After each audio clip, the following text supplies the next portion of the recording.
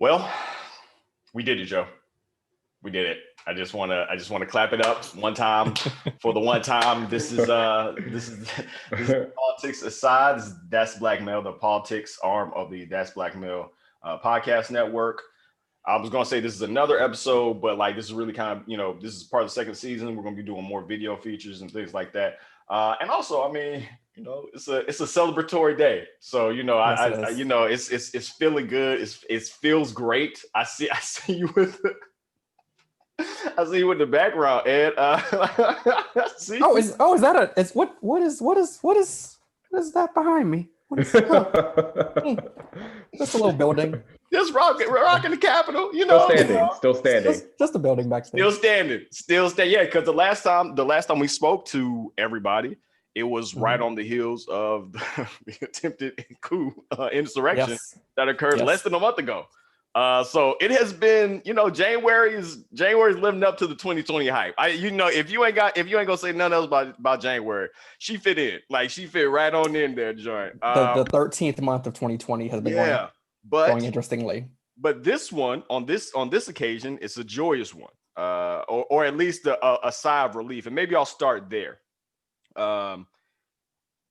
Tell me, and I'll start with you, Mood. I'm sorry, I really jumped the gun. I am with DC litigator Edward Williams Jr. Is it Jr. or the second?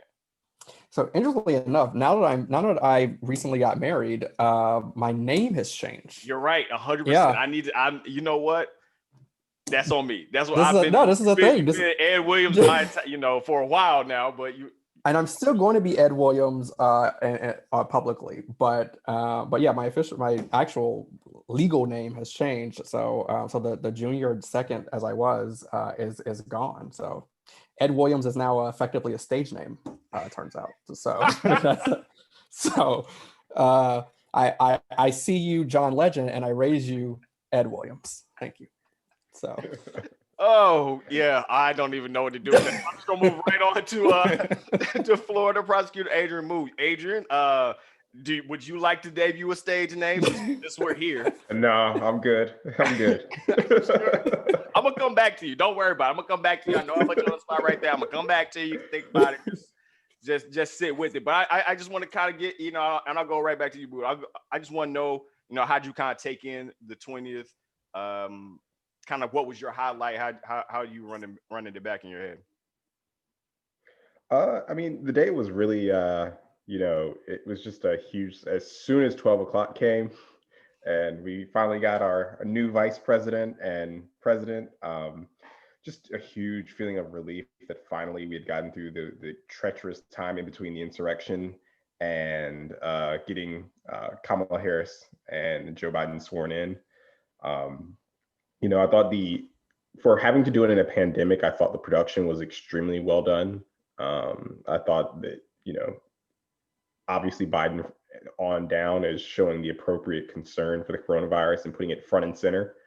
And I'm sure we'll talk about his calls for unity and what that actually means a little bit later. And obviously a huge highlight, Amanda Gorman, the inaugural poet with The Hill We Climb. Just incredible and so powerful from such a young voice. So I thought that was a big highlight. I thought the fireworks were pretty incredible, honestly. I'm not normally a fireworks kind of guy, but that shot of Dr. Jill Biden and the president watching the fireworks was really an incredible visual. And poor Tom Hanks, right? Out there freezing. Somebody get that man a coat. I felt bad for Tom, man. I was like, man, first castaway. Now you're gonna do my man like this. Like you could tell, like the way he was kind of holding his chest a little bit. You could tell that as soon as those cameras went off, he was sprinting to somebody's jacket and to somebody's just little spot where he could warm up at. I really felt bad. Like they didn't have to do Tom. Not Tom.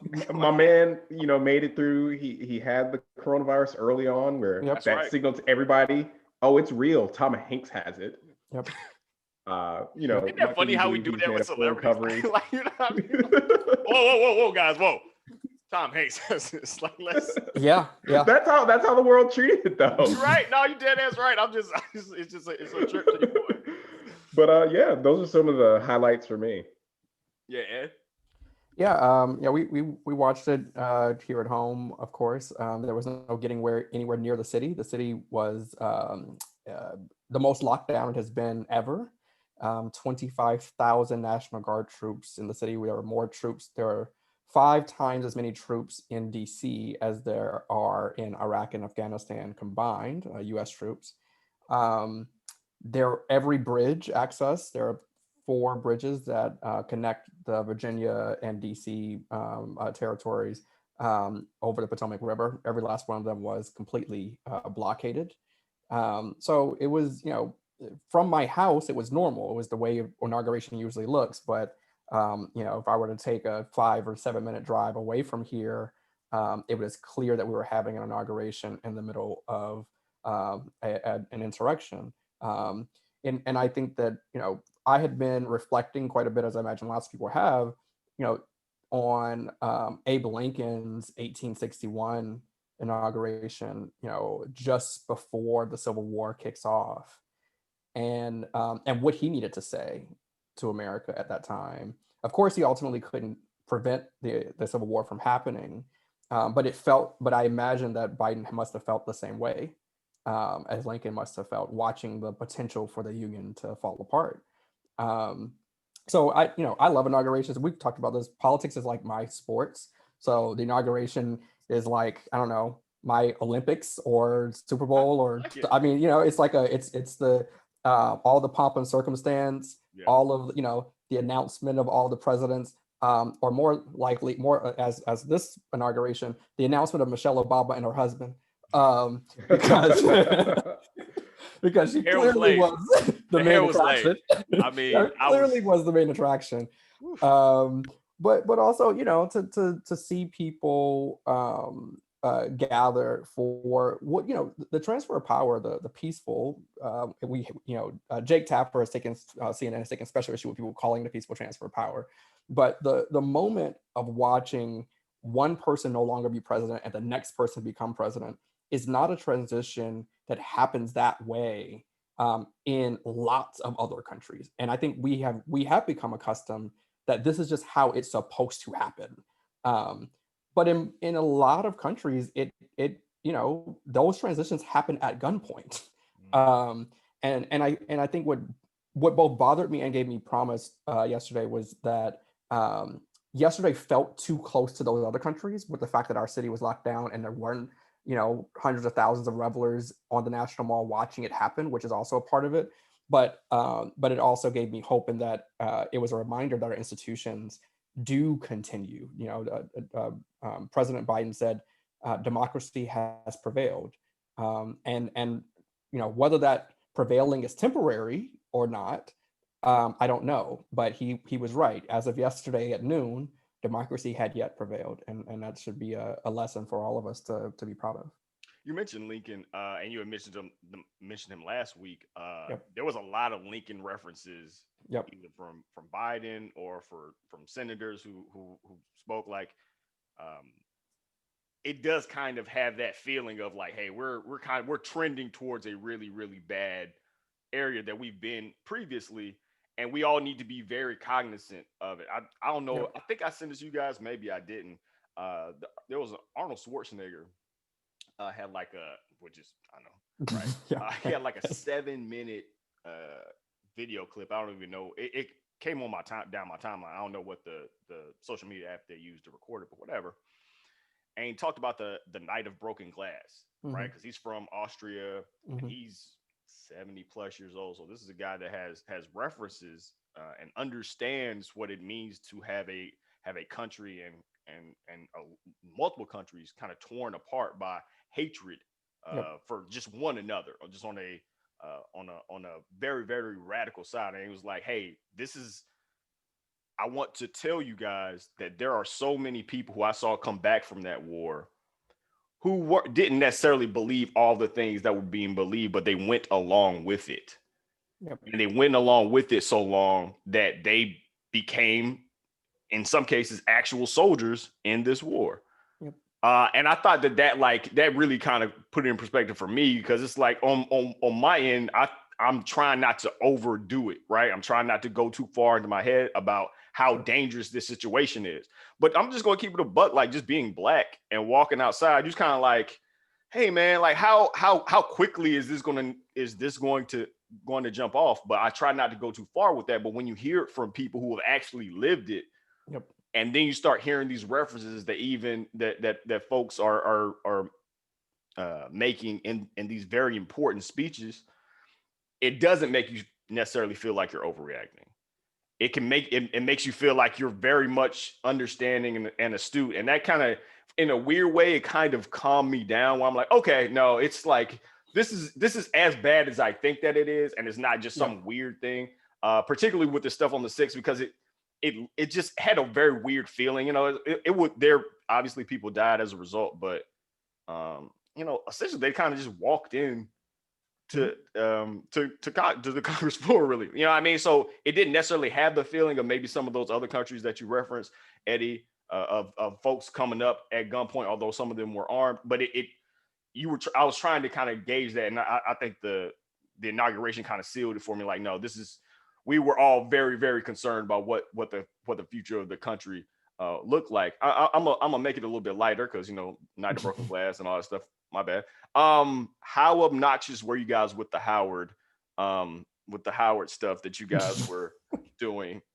Excuse me. I'm sorry. I had noticed your lovely background. Oh, I did. You know what? I just had, you know, just what happened to have up that there.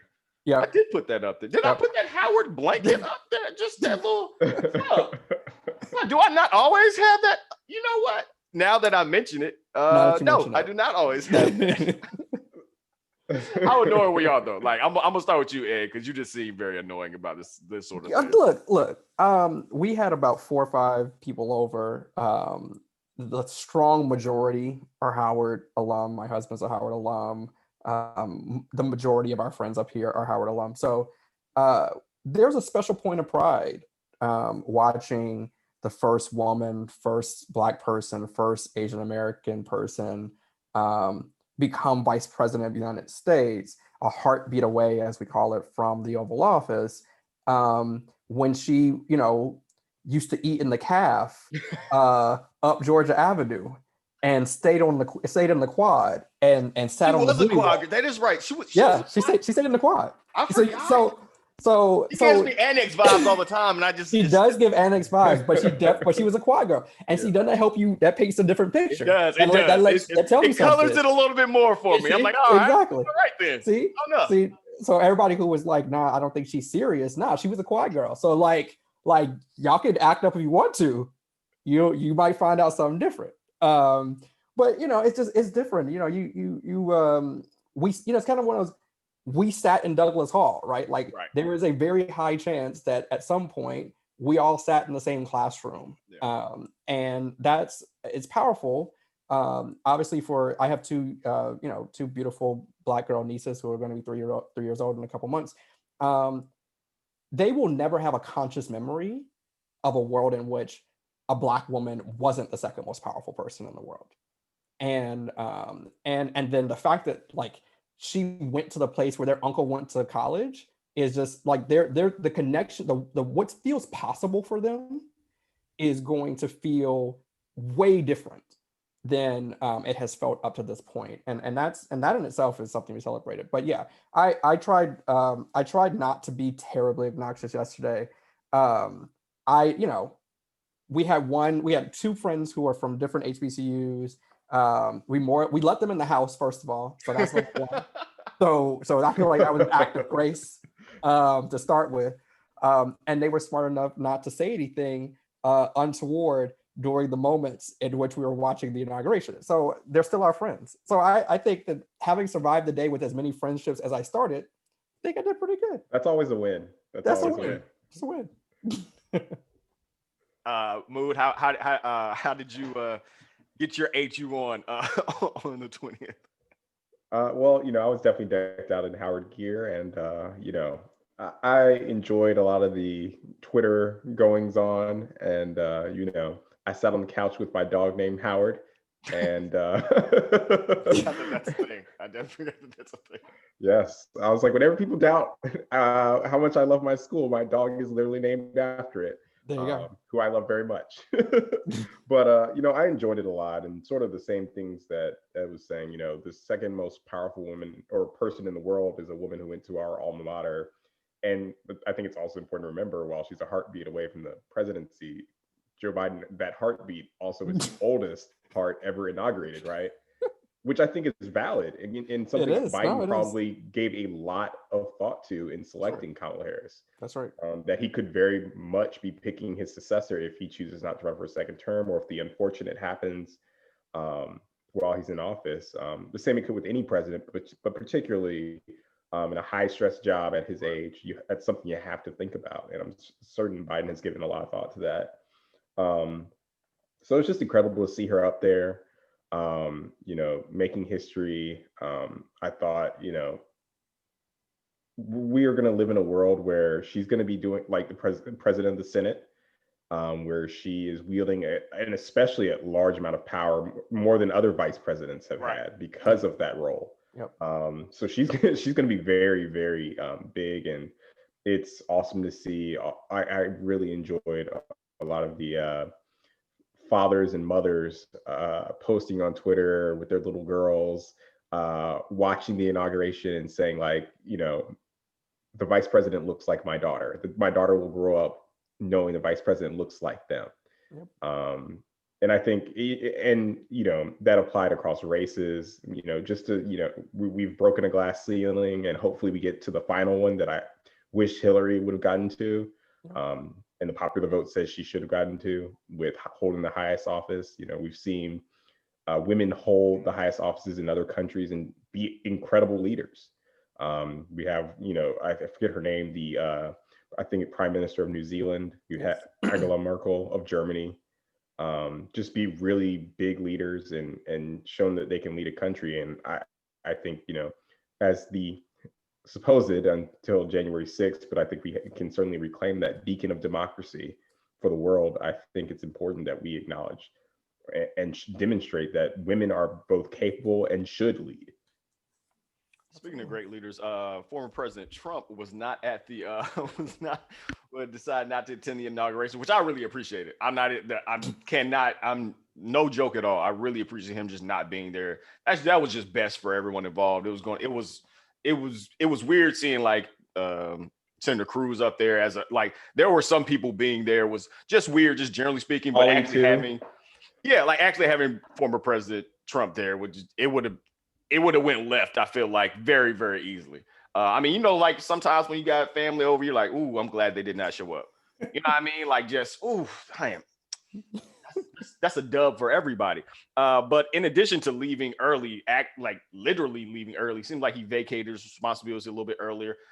Reports have come out since the inauguration that there didn't seem to be any sort of real federal plan that President Joe Biden was looking forward to, like, I guess, implementing the changes that he sought, or at least, kind of figuring out what did and did not work. And there didn't seem to be a cohesive plan. And I'm certain that there are other things that went unchecked towards these last. Wait. Are you saying to us that you did not accept as truth the press statements that they kept putting out every day, where it said essentially, like, and I'm not kidding you, President Trump is working very hard. He's getting up very early every day, where he's taking a lot of meetings and a lot of calls, and he'll be working very late into the night. That's literally what they would put out every single day for the last few days of his tenure as our president.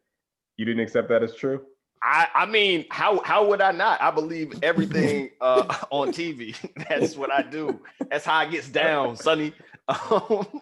But shockingly, maybe I don't know. It's crazy to me. But in keeping with that, these next 100 days are going to be really, really important for President Biden.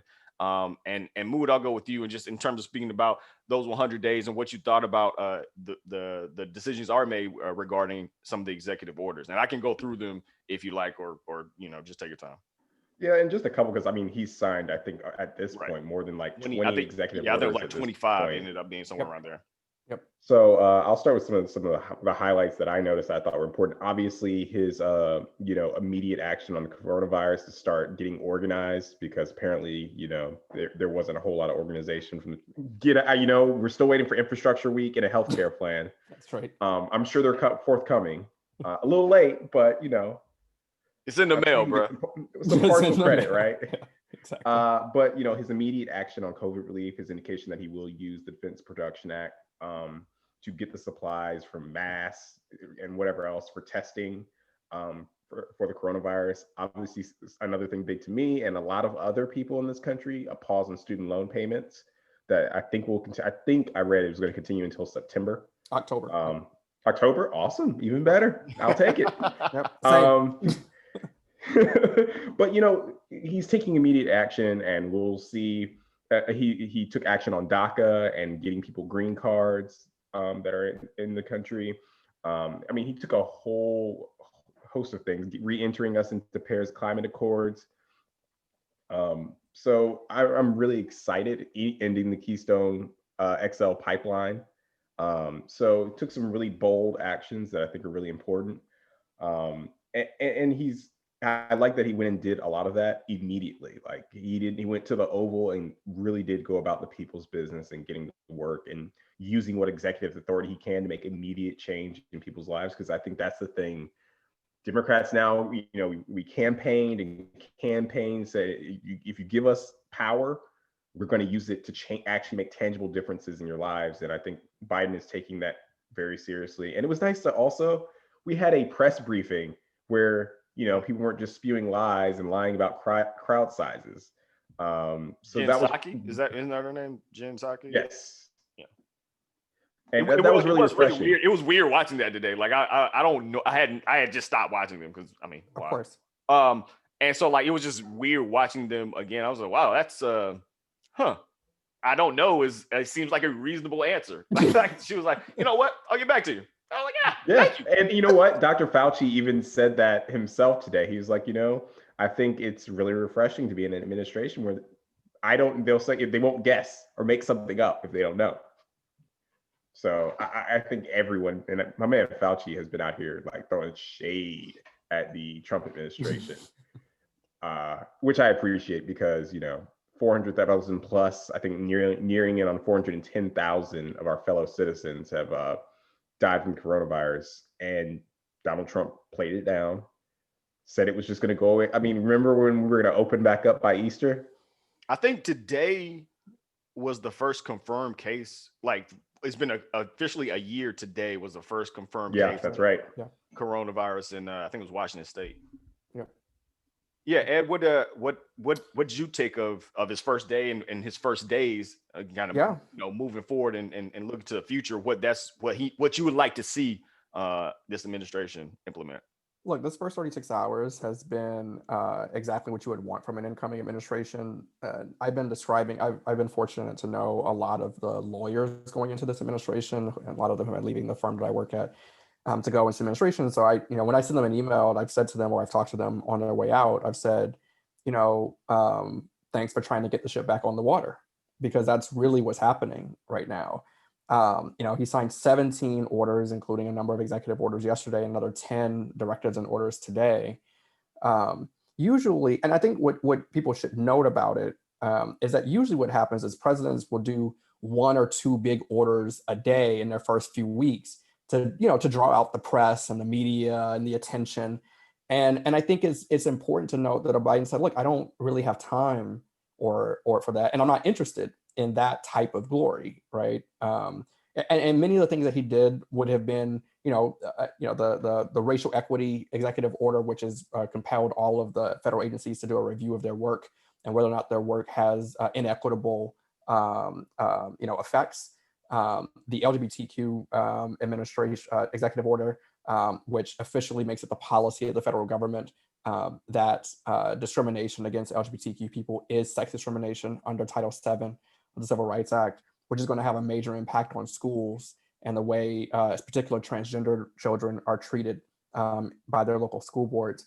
So there are a ton of really big actions, and what usually would have happened is each one of those actions would have gotten like its own conference with, the racial equity one would have had the NAACP there and the Urban League and HBCU people, and the LGBT one would have had the Human Rights Campaign and GLAAD and a whole. And he said, look, I promise to do all this stuff.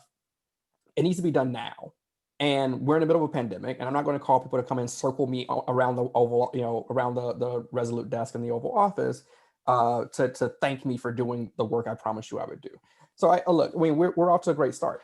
Now, he has been very clear, including saying today, most of the work that he wants to do from here is going to require legislation, right? Like there's only so much that can be done by executive order.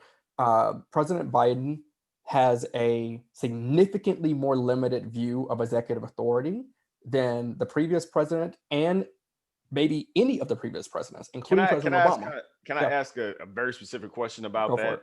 And feel free to get as nerdy as you'd like to on this, because I've often wondered this and just never really had any real feel for it. I'm ready to be in professor mode. Yeah. What are the reaches of the executive order? I mean, obviously it's limited to the federal government, but like outside of that, like what can't you do in that with that power? So two answers, because I cannot give you a good professorial answer with a direct one. That can't just be one. So there are two schools of thought. One school of thought says that the president's executive order limitations are limited solely to the acts of the agencies that he is responsible for. So he can direct an agency to do something or not do something, so long as that isn't in direct conflict with some congressional legislation, right? And it says, and basically the people in this school of thought say, look, the president is really bound by what Congress has given him permission to do, and is also bound, obviously, by the Constitution, in that he pledged yesterday to faithfully execute the laws. And this school of thought says you can't faithfully execute the laws if you, for instance, say, don't enforce this particular law or don't do what this law says, that would not be permissible. Now, that's one school of thought. The other school of thought says that the president actually has almost as much power as the people will let him have. Now, this was actually President Trump's theory of executive power. And toward the back end of President Obama's administration, it also became his administration's, not to the extreme that Trump took it, but there was a version of this theory that was President Obama's theory as well, which says, look, the president has not only the duty to enforce, but also can make choices to some extent about when and whether to enforce. That's how we got DACA, actually, the deferred action on as far as children of immigrants, which is basically says the immigration law. We're going to deprioritize capturing certain people who are here illegally, even though the law says that everyone who's here illegally basically needs to be put into removal proceedings and sent away. And but he said, look, practically we can't do that. There are 11 million people here who are undocumented, so we're going to prioritize those who actually pose a threat, who are harmful, who are dangerous, who are bad people. So what that meant and has meant is that when someone shows up, let's say someone is in the presence of an ICE, let's just use something that probably wouldn't happen. You're at a bar and an ICE officer is there, and let's just say they happen to be on duty and they're walking through, and they happen to overhear someone say, yeah, I'm here and I don't have any papers or whatever. Under DACA and under kind of the deprioritization theory, and the kind of the theory that the president can choose to enforce or not enforce, the ICE officer can do nothing, right? They have to let that person just be here. Under a more confined theory of presidential power, they would need to do their duty of arresting that person. My views on this have fluctuated a ton over the last 4 years. I was much more in the camp of the president's limits. The limits of executive power are very few.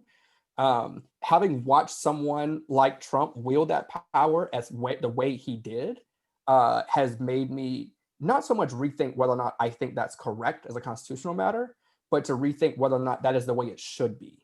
And I think you're going to see President Biden you're going to see him just over the next 100 days. We're going to be talking a lot about this exact question and about what he really thinks his limits are, because Congress may or may not work with him.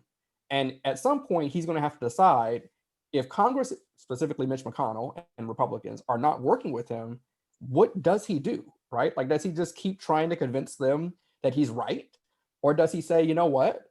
I had this view that I should be more circumspect in my use of my power and out of respect for Congress and out of respect for the Constitution, but I got to get stuff done. We'll see. I think we're gonna be in for a new lesson on kind of rebalancing presidential power. But that is your few minutes of law school. No, man, I have always kind of never really had a real idea about it, and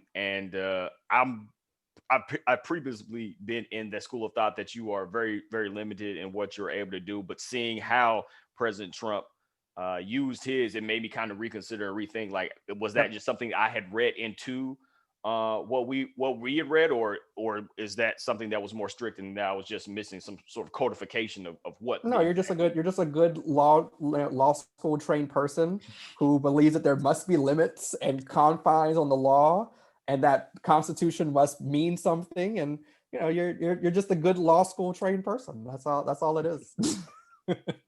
I appreciate that. I didn't mean to cut you off, though. I did want to ask, and I'll bounce back to you, Mood, about a little bit about how he wanted to yield, specifically about the Defense Production Act. You had mentioned about how focused he was on. I don't know if it's his number one priority, but it probably is. I don't know if he's had any sort of ranking about what he's done, but obviously getting the pandemic under some sort of control, it has to be at the top. And so they've talked about him wielding it somehow, but like, is it in a different way? Because I know that this had come up previously with President Trump about what he was or wasn't going to do, but I honestly never really understood how that had changed anything in terms of the process about kind of governing your people.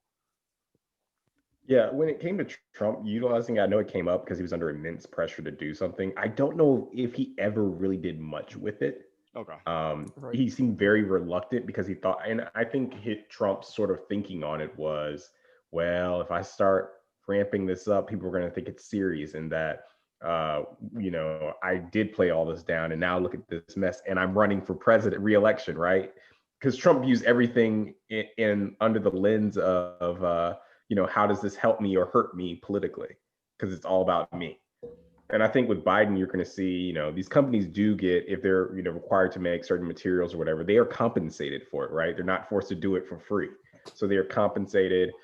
And I think it's huge that we get, to ramp up testing as much as we need it, ramp up the supplies of things like N95 masks. Biden's pushing this 100-day challenge to wear a mask and is requiring it to be worn in all interstate travel. So buses, planes, trains, all interstate travel. And I think that's huge. I think it's huge. And he's described it as it is definitely the main issue because it affects so much of everything else, right? It affects the economy. It affects, can we open up schools? And he's trying to, get funding and provide funding to schools so that they can open up safely. And that, teachers and children and administrative staff and everyone else that helps the school run can do so safely. So I think he's taking it really seriously, and I think that's what he's communicating going forward. And you even saw in some of the executive orders, the signing of them, he's wearing a mask in the Oval Office behind the Resolute desk because he's doing what we so desperately needed Trump to do to convince his followers to wear masks, is leading by example and realizing that, and he's said this a bunch, is that what leaders do and say matters. How they say it matters. And I think he's demonstrating that in his actions. And then two more things I thought about executive actions that he took that are huge, but there was just so much, like Ed sort of mentioned. He got rid of the Muslim ban, or the ban of people from majority Muslim countries. However you want to phrase that, he ended that, and he's stopping the wall construction. So two, deplorable policies of the Trump administration also gone. So he took just massive immediate work, and hats off to everyone in the administration that helped plan, how to get these things to happen. Because it doesn't happen on its own. Right. And I really take my hats off to him for moving so quickly on so many different important things. And he's got, we're seeing, I'm looking at my Twitter timeline here and there, And the coming fight about, which I'm sure we'll talk about, is passing legislation in, especially with the Senate divided the way it is. I want to ask about passing legislation, Ed, because this kind of it's been right at 24 hours since the inauguration, and we've already seen Senators Ted Cruz and Mitt Romney take issue with re-agreeing to the Paris Accord and a proposed new stimulus bill, respectively. And it kind of feels like we're getting right back into the exact sort of animus relationship already, and particularly, I guess, with Senator Cruz, because he references the Paris Accord as if it has anything to do with Paris, France. He's like, Yes. I'll paraphrase, but he's prioritizing the lives of Parisians over Texans or something, over Pennsylvania, Pittsburgh, the Pittsburgh population. And I mean, like, that's, obviously Paris, that has nothing to do with actual France. It's about resubmitting to climate standards that we were part of setting, that we had exited during the Trump administration. But like, it kind of feels like this kind of feels like a lot more of that same old kind of, okay, we're right back in the nonsense, not even 24 hours later.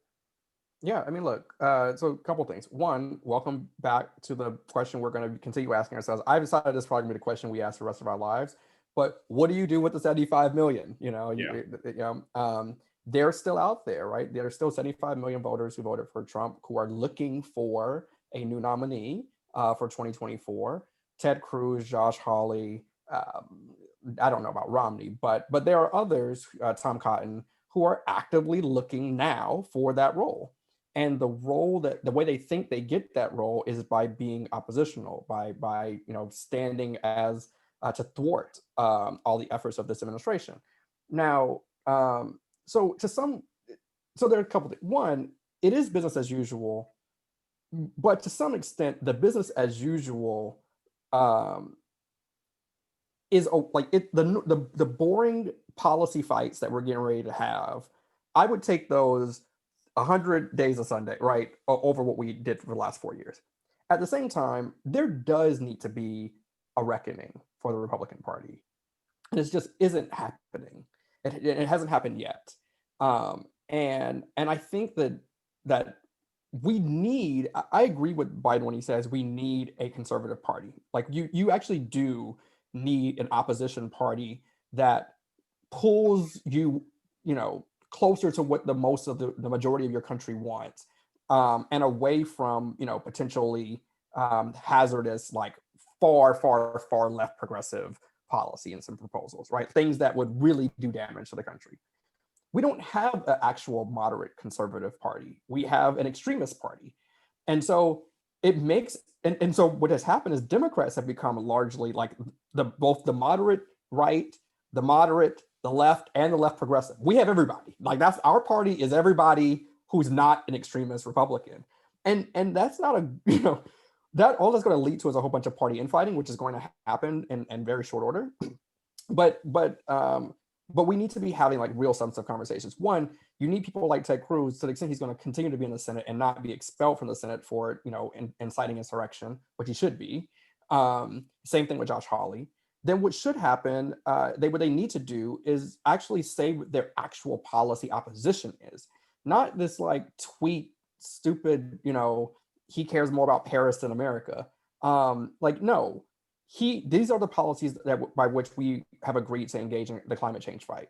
If you can have a real issue with that approach, and there are plenty of oil and gas folks, or people who care deeply about the oil and gas industry who do have issues with the actual standards, but make that case, right? Now, I imagine that most of the voting electorate is going to say oil and gas needs to learn how to become solar and wind, and are perfectly comfortable with telling them that.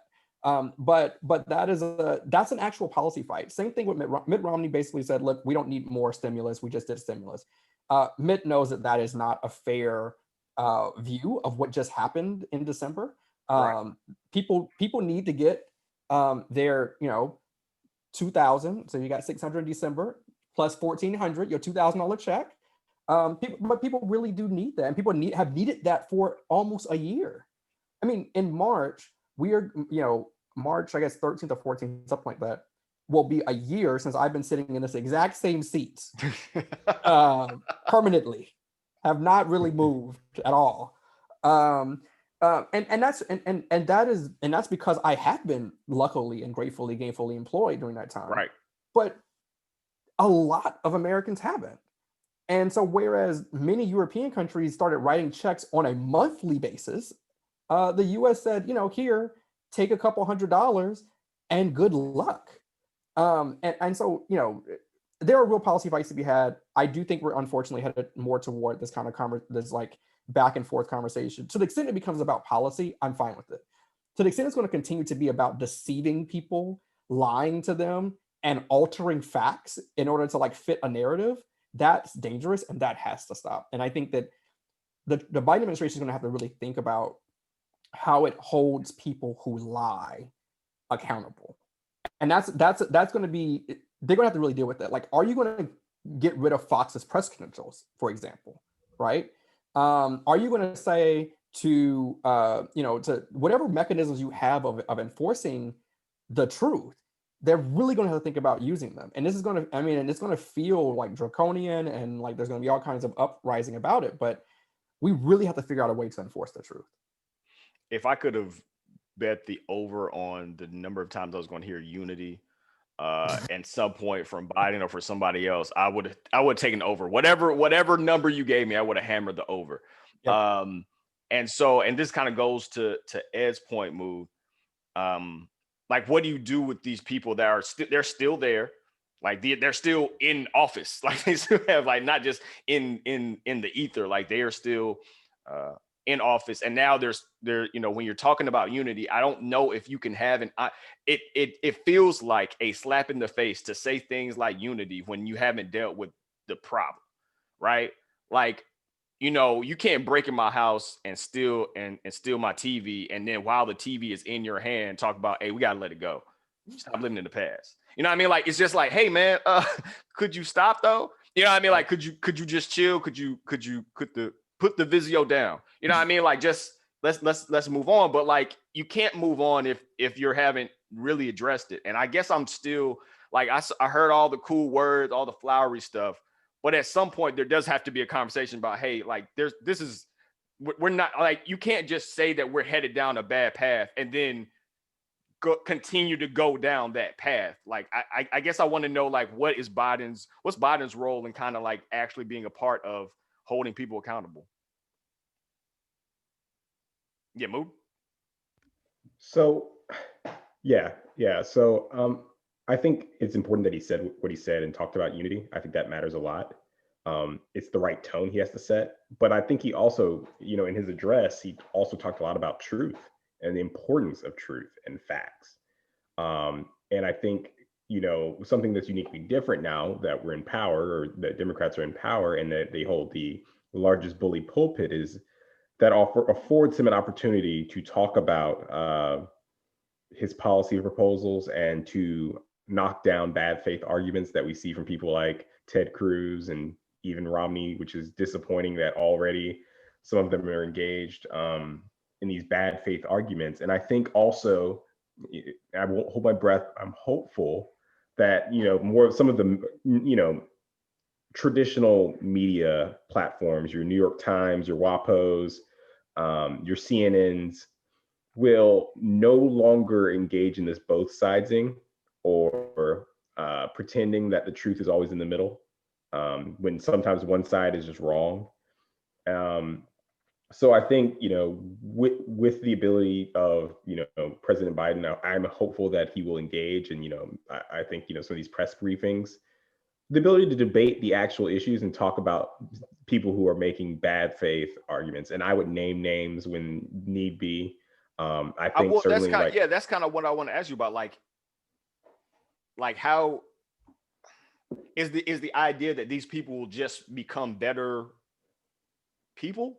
You know what I mean? Like, I guess I'm just like, I guess and maybe this is an unfair question. I'll open it up to Ed if either one of y'all, like, I don't know if this is an unfair question or not, but like, is the idea that like, all right, he's just gonna stop doing this shit? Because I'll be honest with you, folks don't roll like that. Humans don't roll like that. Like nobody. No. And I don't think you expect people like Ted Cruz to do that or Josh Hawley. Well, but like, self-interest. But he also gets invited to the inauguration, right? Like, you know what I mean? Like there is, I mean, I'm trying to, I want to be, and I enjoyed January 20th as much as I think I could, right?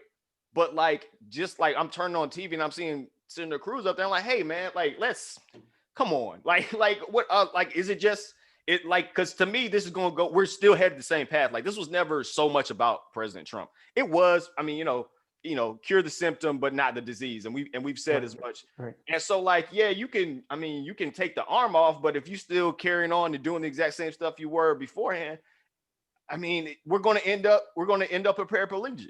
You know what I mean? And so like, that's, I guess I want some sort of recognition from him, from that administration, that, hey, stuff is really, really bad right now. And hey, that person made it bad. And we need them out of here. You know what I mean? Like at some point there has to be that, because if these people have been as successful as they have been, keep in mind who we're talking about, human beings. These people are 45, 50, 55 years old, and they have made their bones doing this.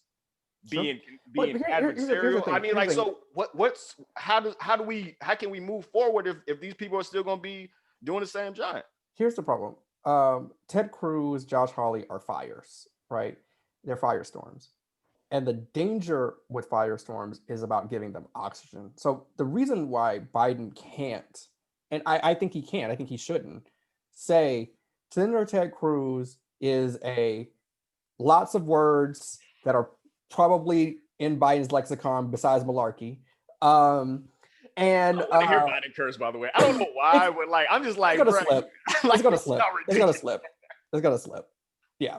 But the moment he identifies one of them, I mean, they're baiting him actually, I think, because the moment he identifies one of them, or any of them, they immediately rise to the stature of being presidential opposition.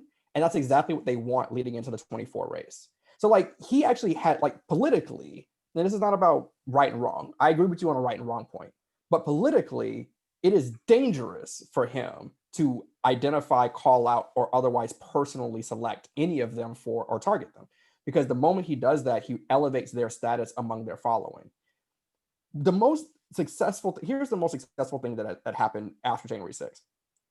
Parler and a host of other right-wing websites were decommissioned effectively by Google and Twitter and Facebook and Amazon. There has to be, what needs to happen is that you have to, and going back to my kind of firestorm analogy, you have to find a way to pull oxygen out of the room. The biggest oxygen source right now, besides those sites, there are some other right-wing extremist sites, Breitbart, 4chan, and some others where extremism lives. But Fox News, really, I mean, there really has to be a conversation about how much leeway Fox News gets to like spew lies on air. Dominion Voting Company, one of the companies that developed the voting booths, the voting machines, after Fox went on and lied for 2 months about like they were changing votes for Biden and whatever, and basically lied on their systems, they've sent a cease and desist letter and said, basically, we're suing you for defamation for like billions of dollars. The next day, Fox News puts out a letter and says, we are so sorry for all the lies that we told about it. And now, so what's going to take, what it's honestly going to take is those types of fumbles becoming costly for Fox. And I don't, and so the extent that there are private companies that are unfairly attacked or maligned, to the extent there is action the Department of Justice can take for like basically dangerous insurrection or incitement of insurrection, like they're going to have to be real conversations about what you do with Fox News. It is a cancer on the American public. And so I don't know what the answer to that is. I actually don't know lawfully what the answer can be, right? Like unfortunately what Fox is going to force us to do in this for the first time in 250 years is define what free press actually is.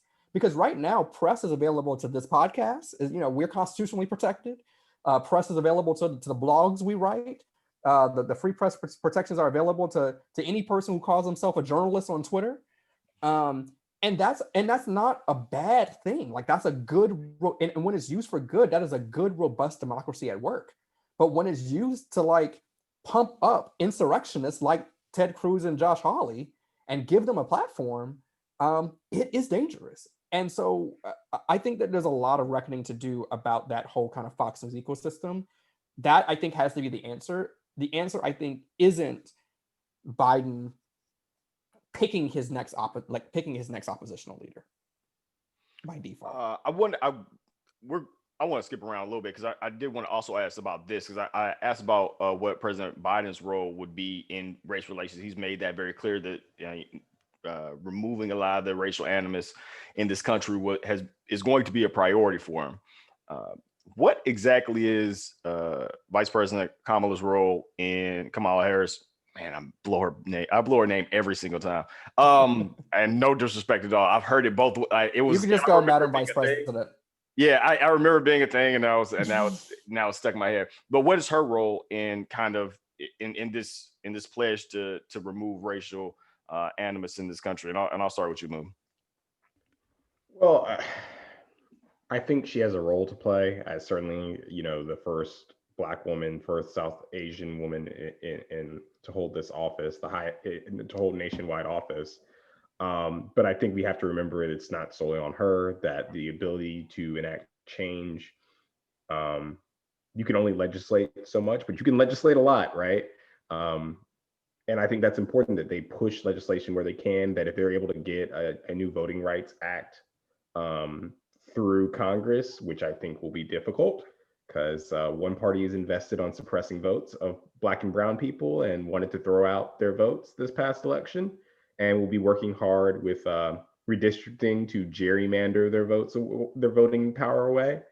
So I think there are things like championing that and being able to force a national conversation about why exactly does one party, rely almost entirely on white voters. And really, their policy proposals are mostly driven by white grievance. When you talk about policies that help people, why is it one party that is always consistently asked to play nice with a party that doesn't acknowledge objective facts, to play nice with a party that has attempted to throw out their loss and, insist on a redo, or, and has basically, if we're being honest, the two worst presidents in modern history come from that party. And, nobody has undergone image rehab quite like George W. Bush, right? We smile fondly and look at him, gathered Hashtag with. Thank you, Michelle. Yeah. Michelle has helped a lot with that. But, we think fondly of him and like, oh, that's our boy W. I don't really think that. But, we saw him with Presidents Bill Clinton and Barack Obama, talking about the transfer of power, and because we were like, well, Trump, it was so toxic and so bad, we've forgotten just how bad George W. Bush was, and how unpopular he was towards the end of his presidency, because Trump has just taken it to a whole nother level. And we should remember, both Trump and W initially elected losing the popular vote, and both of them ended their presidencies in disgrace. And they both come from the Republican Party. And I think we should be able to have a conversation about that.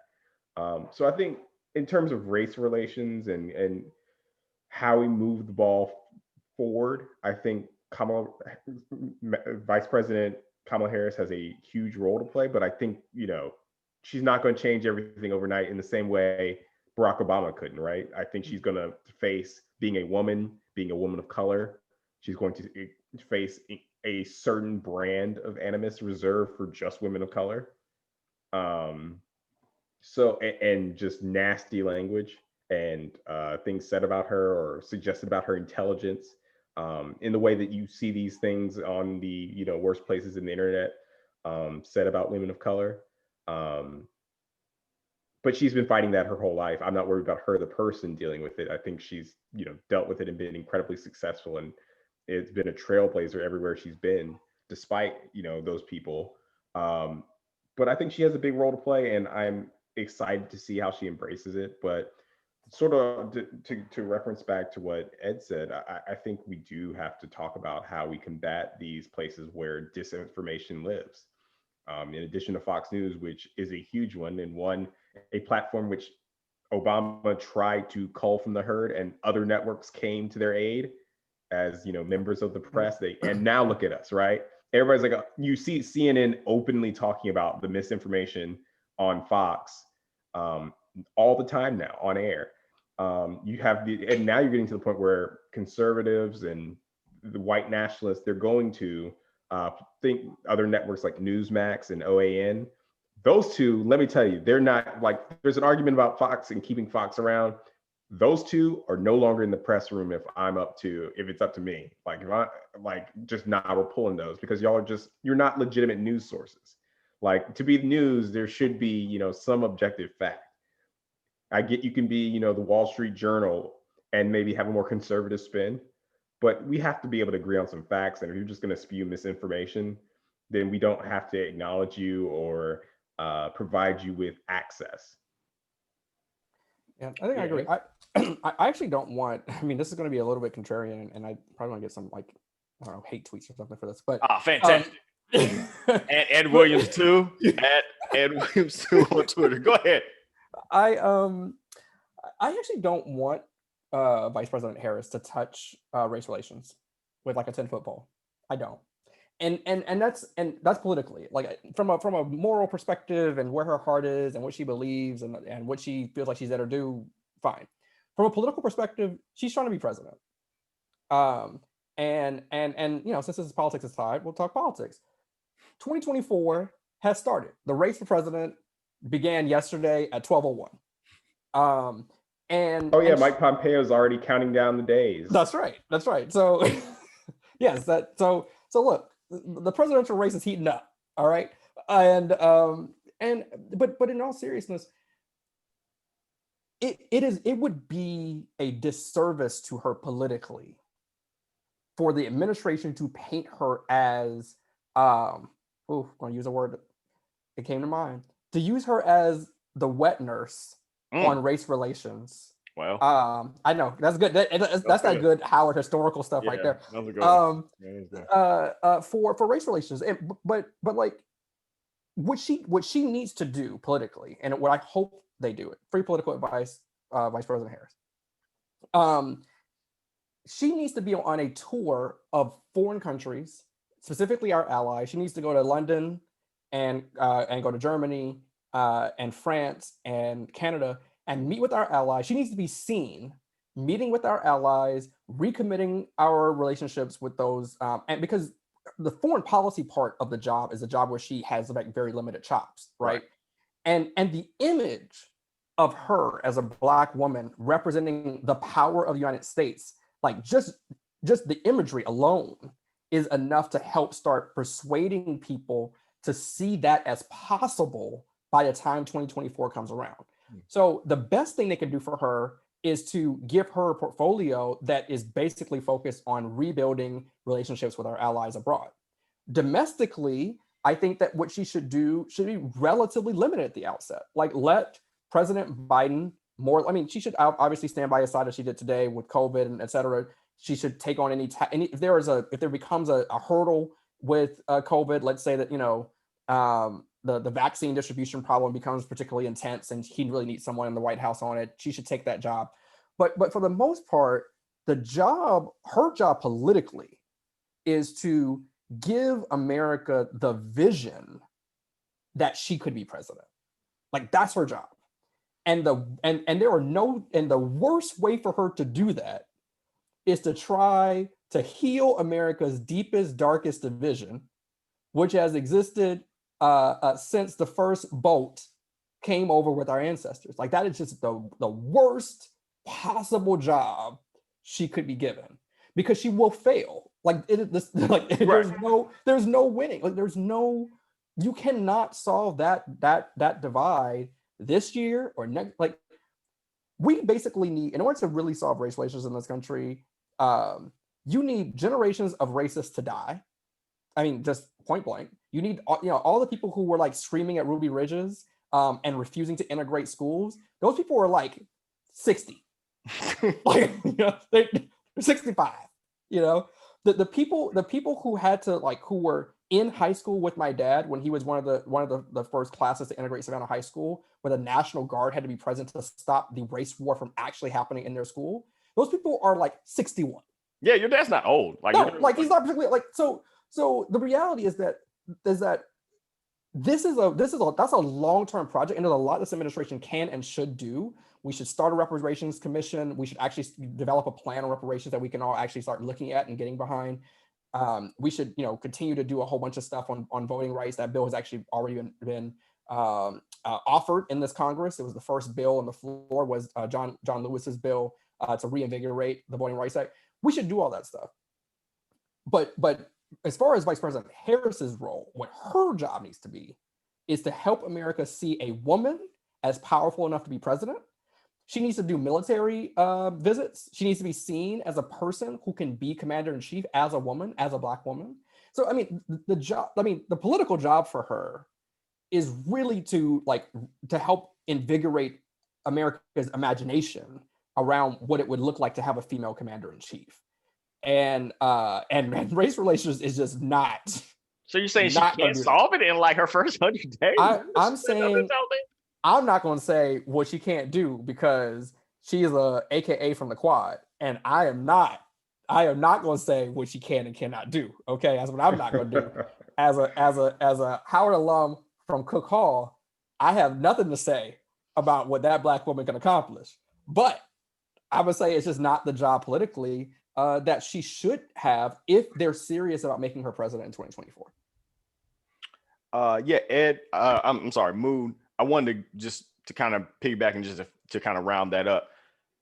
Is she going to, talking about her future, if it's 2024 or what have you, is she going to probably catch more hell considering her role as the tiebreaker in the Senate? Is she going to be the face of, in some people's minds, the Democrats overreaching and pushing legislation through? Do you think that she's going to have to deal with that in her future political endeavors? I mean, I'm sure she'll be demonized by the right. I'm sure, I have no doubt about that. However, I think it's also an opportunity that she will also be the face of some notable legislative achievements that we can actually be proud of, because, surprisingly, with the Trump administration, we have as one notable achievement being tax cuts for the wealthy. That was it. Tell me another big piece of legislation that they did accomplish in 4 years. That's it. That is literally it. And they held all the houses of government, both the House, the Senate, and the White House. They controlled all levers of government. And that's it. Tax cuts for the wealthy.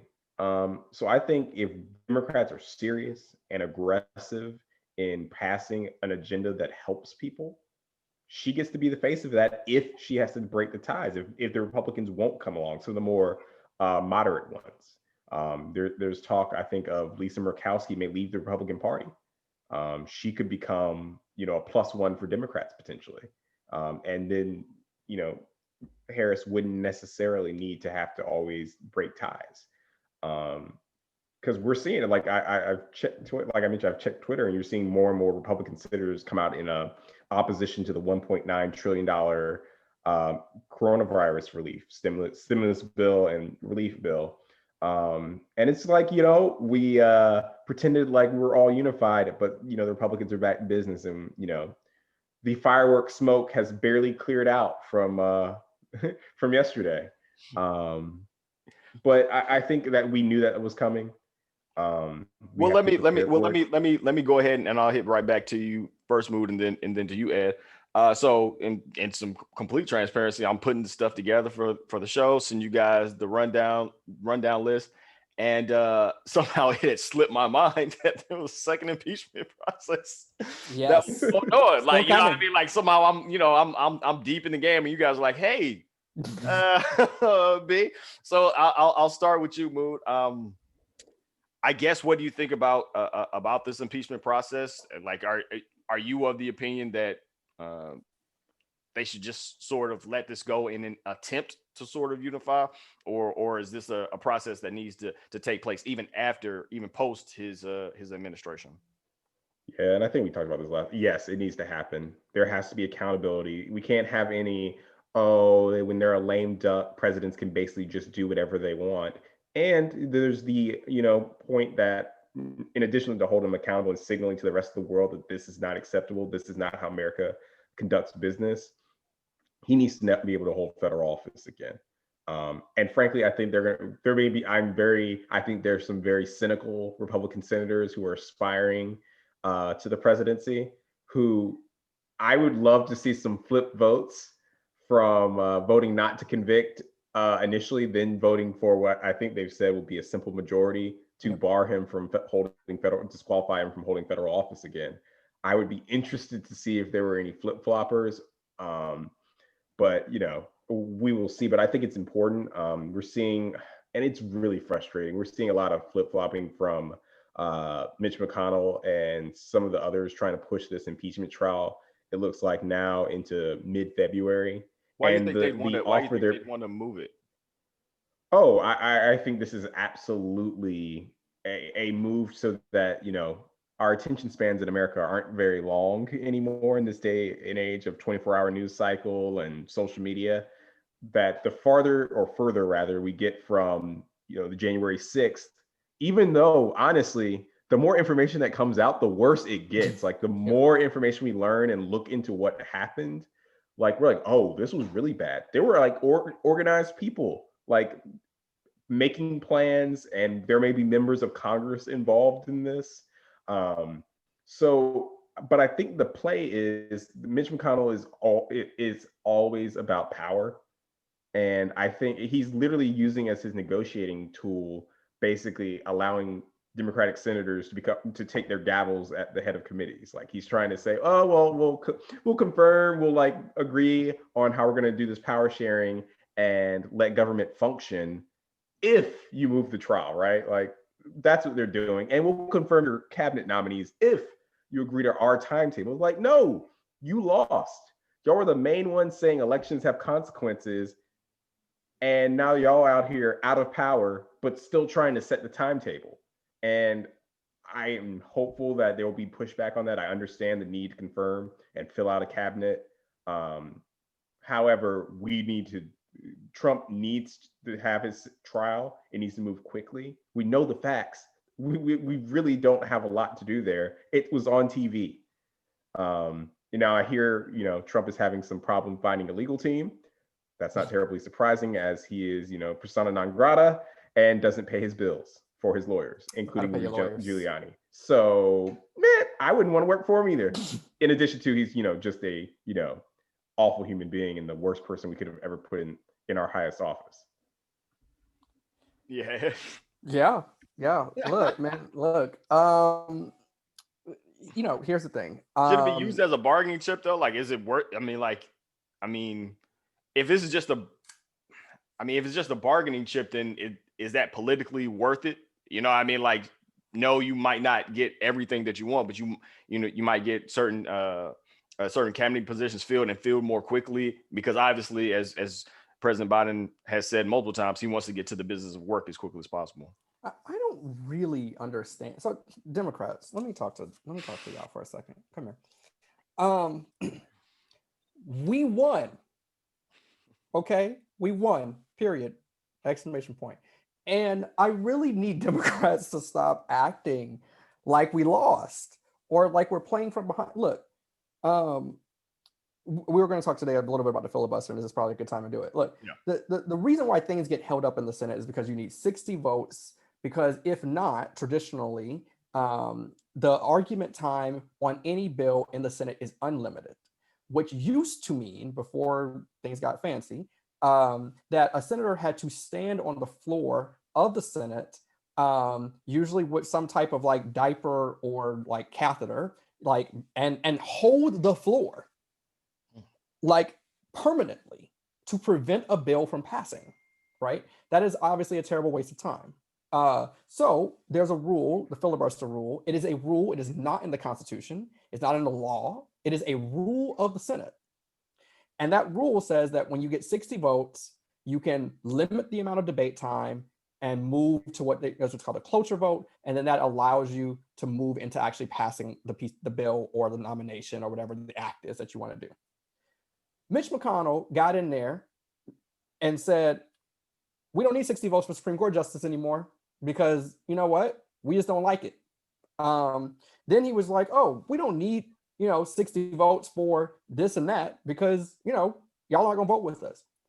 Do Democrats really think that Mitch McConnell would hesitate 30 seconds if he had a 50-50 Senate and the vice president to do whatever he thought he needed to do to forward his power and to effectuate his power?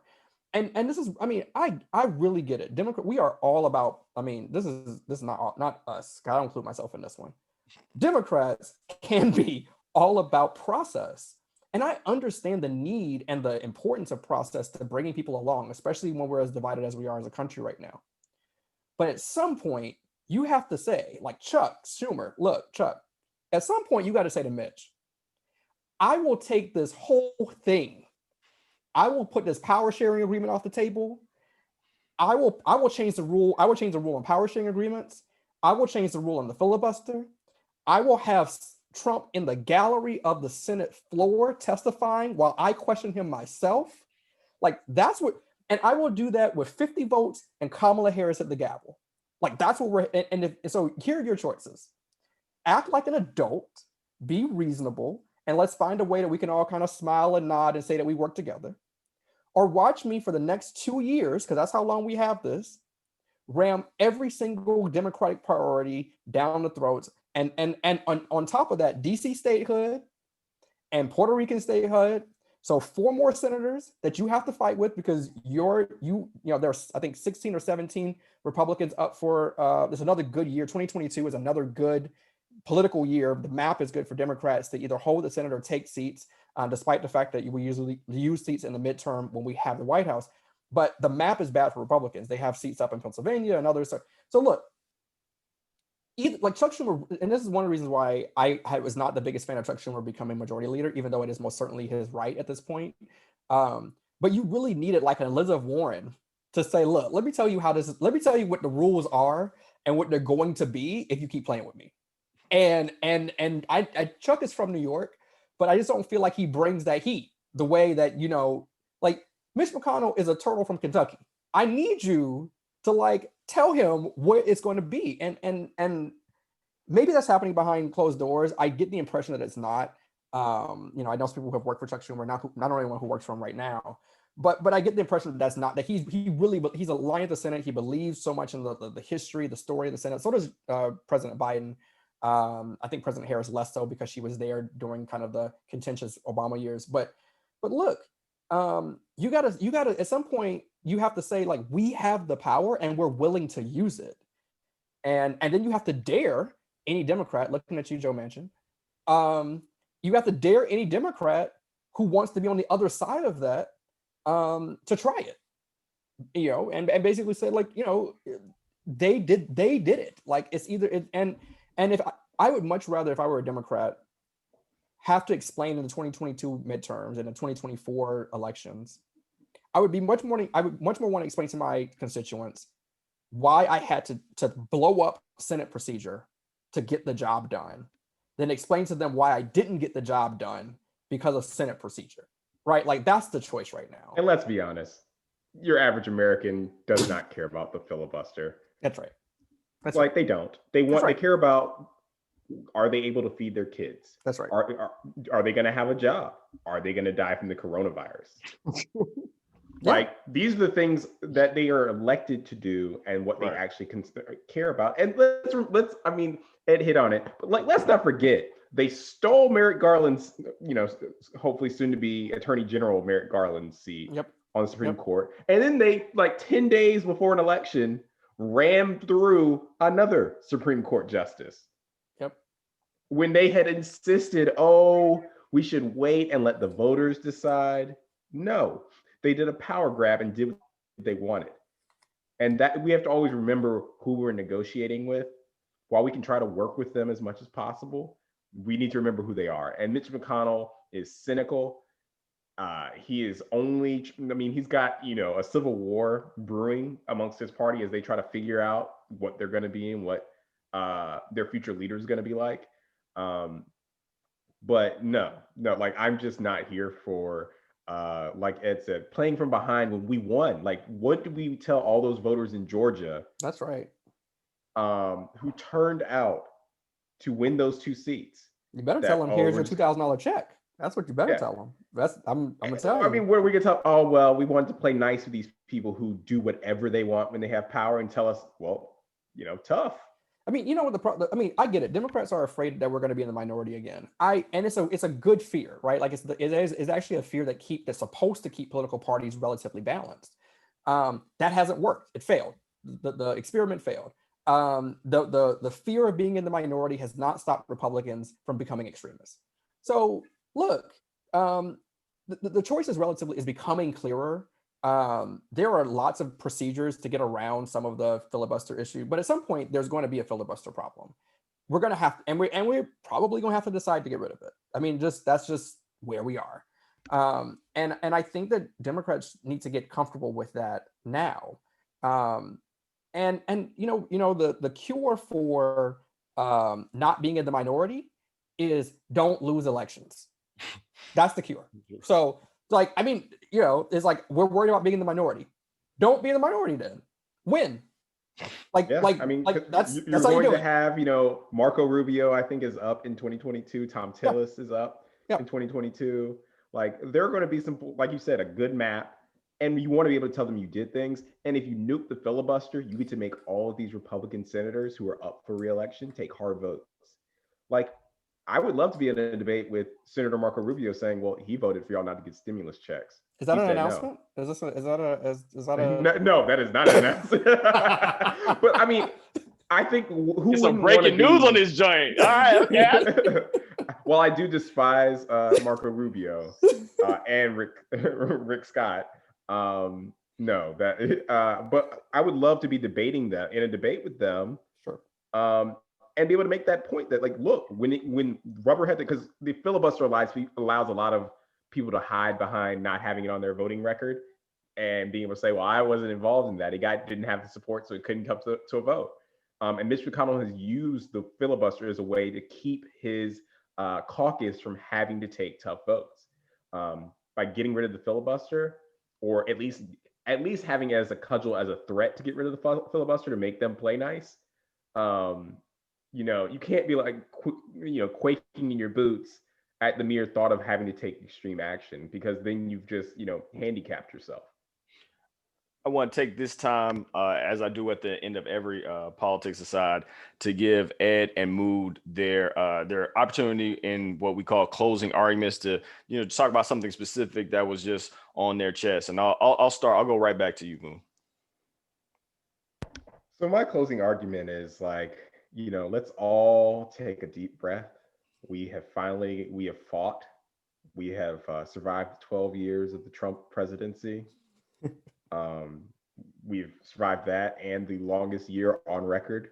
Yes. Although I think you could argue that year is still going on, but, like, we have saved democracy, and I do mean that in the truest sense of the word. I do not know that we could have survived another 4 years of Donald Trump. I really don't. So, I think to whatever extent you can, feel free to unplug for a little bit. Feel free to, delete Twitter off your phone for a bit.